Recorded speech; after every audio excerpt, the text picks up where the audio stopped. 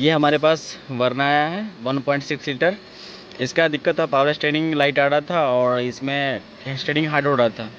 और कोई मिस्त्री ने बोला था इसका मॉडल ख़राब है, बट मॉडल सही है उसका। मैंने रेनॉल्ड्स बढ़िया तरह से किया तो लगा कि इसका जो पावर स्टेयरिंग जो मोटर होता है उससे दिक्कत है।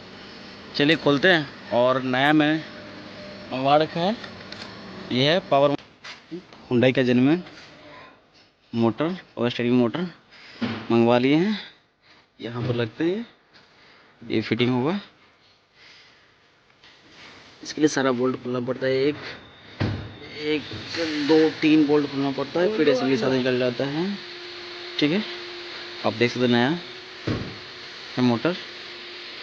लगाते हैं फिर ड्राइव करके देखते हैं। देखिए स्टेज लगाने के बाद कोई लाइट नहीं आ रहा है और पूरा स्मूथ हो गया है एकदम। एक उंगली